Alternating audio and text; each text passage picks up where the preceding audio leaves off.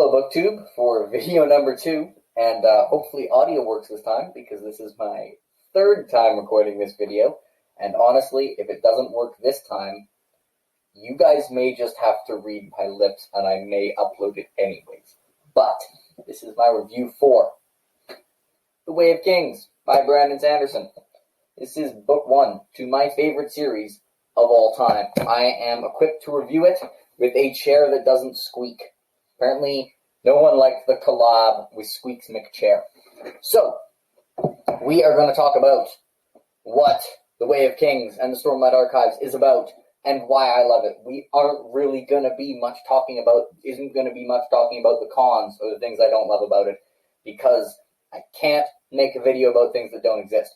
So, both of these have been over 20 minutes. We're going to try and be a bit more concise this time so I don't spend just hours talking about Stormlight in one day. Although, I don't mind that much. Anyways, The Way of Kings is about a world that has gone through a cycle of desolations.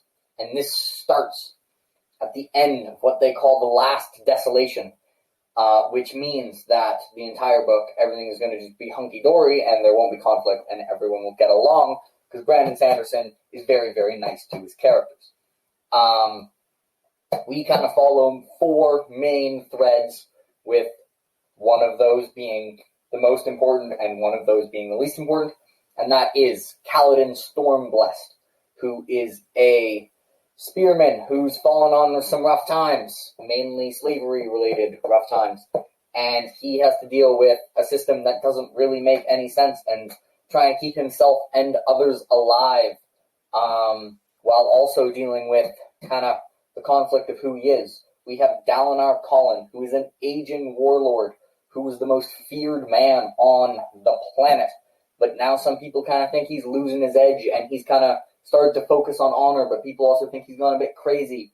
He has to deal with his reputation both ways, and some political things. And we have Shallan Davar, who is a naive artist whose house is facing ruin and destruction, and she has come up with a bold, some would say foolhardy plan to find... You'd think after 3 times I'd be better at talking this. But anyways, to find a way to save her family and house. And last, but certainly not least, we have Szeth's son Vallano, Truthless of Shinovar, who wore white on the day he was to kill a king. And he is a servant to people who are not quite giving him orders that he likes. And we really get inside the head of someone who has to deal with being compelled to do things that they truly hate, and a deep self-hatred, but also Szeth shows one of Sanderson's strongest aspects as a character writer, which is that when he gets you in the head of a character that has a different worldview, even one that makes seemingly no sense, not only does he doesn't make you believe the crazy worldview, but he makes you believe that a reasonable person could believe the crazy worldview. He does that with Szeth, I think, better than he has with any character he's ever written. And I love Szeth. As the people who know me on Discord know, I'm just a little bit of a fan. So, let's talk about why I love this book. And reason number 1 is characterization, as it is for the vast majority of books I love, because the characters are the most important part of a story to me. And I've already talked about kind of the 4 main threads, and I love all 4 of them in their own right. Kaladin and Dalinar would both make a top 5 fantasy character list I made, and Szeth would make top 10. Shallan might make top 10 as well. But that isn't even the biggest strength to the characterization. I actually think Wheel of Time, in terms of characters in the top 10, might do even better than this. But the reason I like the characterization in this and why this is my favorite series is the amount of well-developed characters. I think even if you rank the threads in terms of importance, you can go the 100th most important character and he will have his own worldview that it makes sense that he believes, motivations, and he won't just be a character of that worldview his own personality, and it's just the depth of well-realized characters is nearly unmatched in fantasy. And I'm going to talk more about Kaladin because it can be very hard to express why Kaladin is so popular. I think if you just write down his characteristics, a lot of people would kind of look at it and then they think back looking at it and they kind of go, that's fine, I guess, but don't really get why he's so popular. And I think it's just that everything that goes on in Kaladin's head feels true. For the characters who he's introduced us to and everything he goes through, all the stuff he does that makes no sense and all his irrationalities and all his strength and his compassion and everything he has feels so real. And it's one reason I love the genre. You can have this totally crazy epic fantasy series, but you can still see how real it is. And it really hits me every time. Not just in this book, but in all three Stormlight books. And that's just one reason I just love Kaladin as a character. But characterization is not all this book has going for it.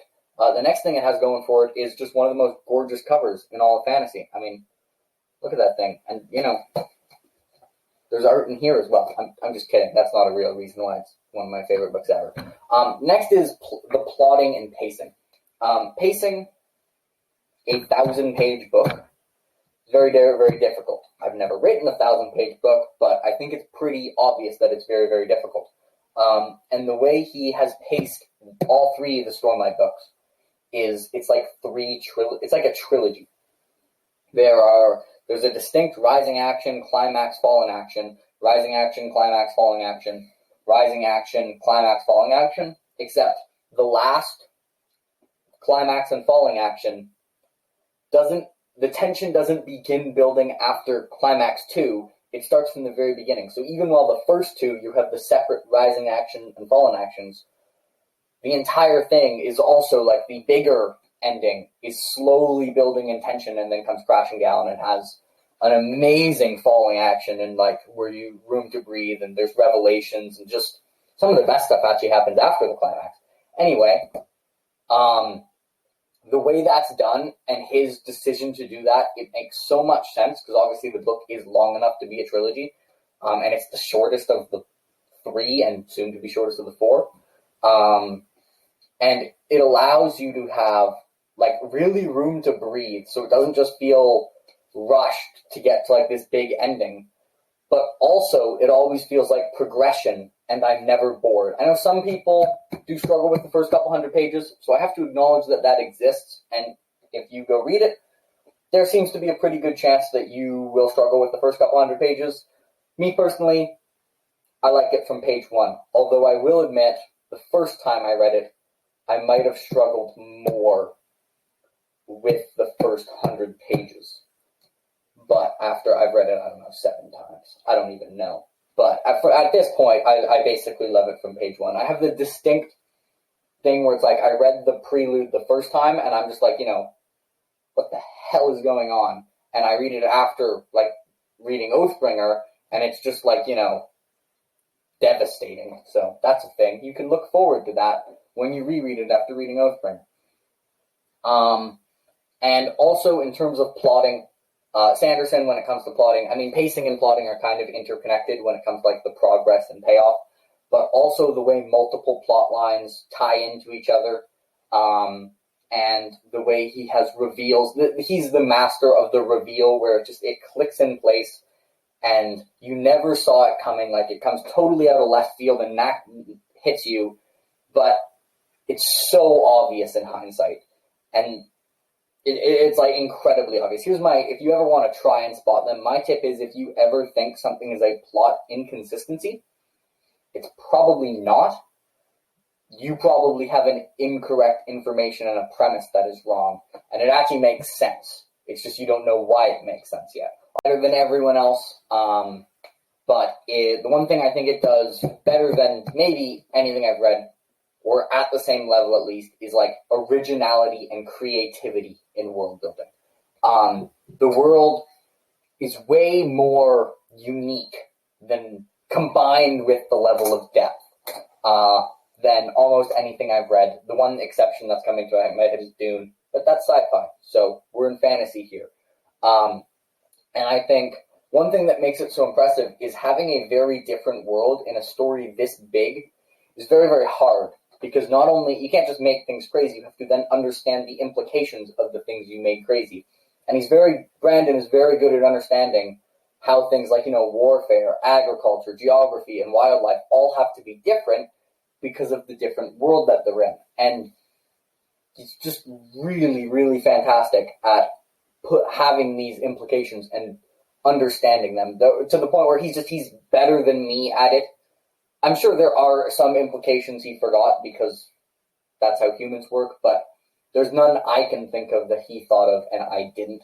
And I don't think I've ever seen any that he thought of that he didn't think of. So anyway, I think Stormlight and the complete package, but the last thing we have to talk about is the Brandon Sanderson prose, because he has what he calls window pane prose. And I know some people just don't find this prose engaging. I'm not one of those people. I prefer window pane prose. I think, while I can like the kind of more flowery prose, I like the way this just kind of lets me focus on the characters and the story itself. And I think, in the way of having beautiful writing, it is true that Sanderson's writing is relatively weak, especially compared to people like, Rothfuss, or even George R. R. Martin, or Tolkien. But one place where his prose is not just okay, but it's very, very strong. And the last thing I'm going to talk about is in the spoiler-free section, is the world building. And this Stormlight I have, up there with A Song of Ice and Fire, Tolkien, and Wheel of Time as the top echelons of world building. And I think there's one thing it does worse than all three of those, and one thing it does better. And the thing it does worse is, especially when it comes to the history, having a truly in-depth history. This is the thing, I think we might put Tolkien on a tier of its own. And from what I've heard, Malazan, but I'm not starting those till November. But, the history and stuff like that is not quite as in-depth as those I mentioned. But one thing where I think Stormlight actually beats them,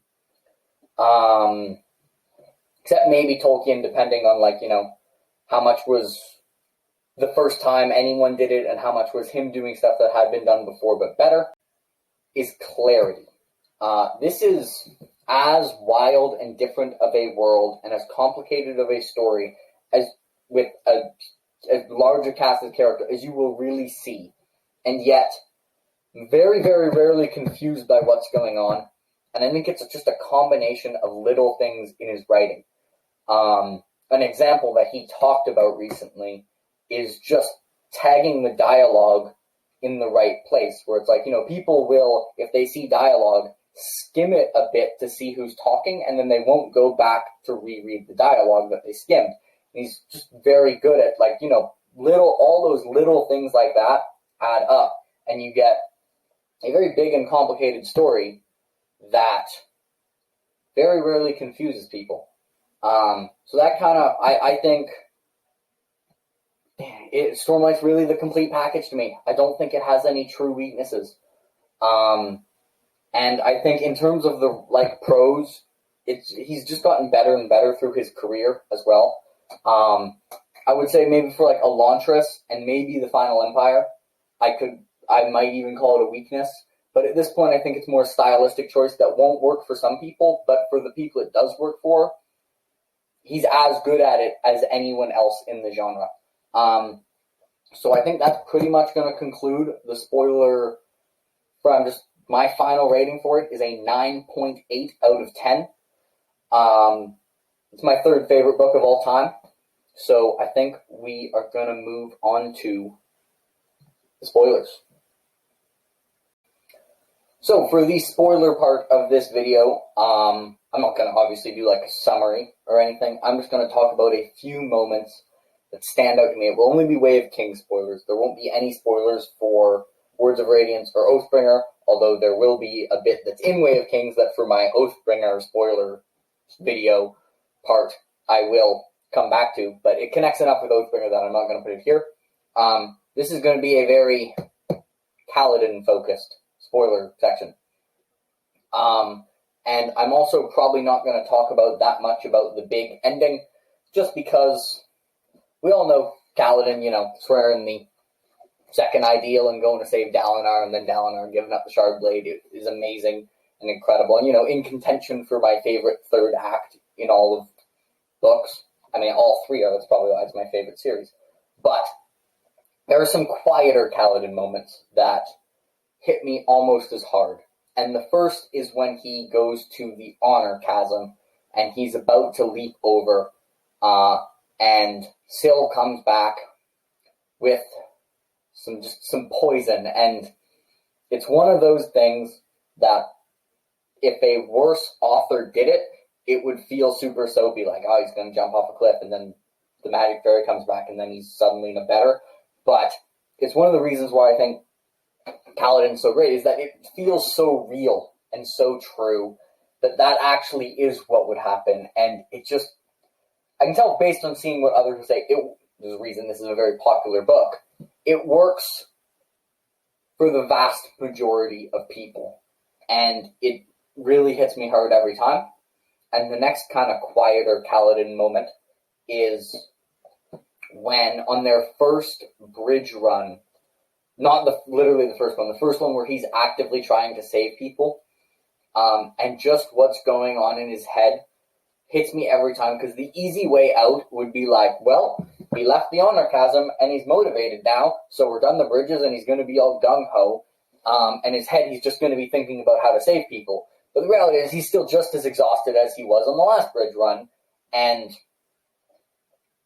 a large part of what's going on in his head is just trying to keep himself going, and he keeps repeating the mantra from his father, which is very simple, and it's just some people take lives, some people save lives, and it's just what he has to tell himself to just keep going, despite he's got to be totally dead exhausted, and people aren't even going to appreciate it. It might not even work, but that's what he has to keep telling himself to keep going, and it's just another Kaladin scene that's so real. And the last quiet Kaladin scene that kind of stands out is when he picks up the spear in the chasm, does some fancy spear work. And this one is just, you have this person who's very good at killing and fighting, especially with a spear, and he's struggled with how to use that for good.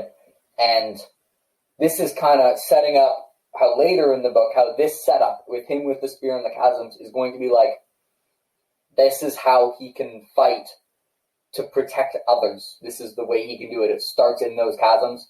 And so, yeah, that's just another one. And then also the two kind of twists that in hindsight are totally obvious, but I never saw coming. If you did, let me know in the comments, and you're smarter than me.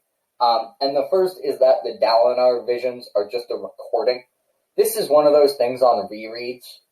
It's almost hilarious how obvious it is. And I think he's kind of playing with their expectations that the guy giving the visions, it's like the cryptic jackass, who's not actually going to give you all the answers. But, it's so obvious that, Tanavast who's the Almighty, is not answering Dalinar's questions when you know what's going on. And it's one of those things that, in hindsight, is super obvious. And the other is Yasna being able to soulcast on her own. After Shallan steals it, and she just doesn't notice. And it's she's definitely soulcasted from then. And she definitely would have figured out it was Shallan stole it, because if she knew something was wrong.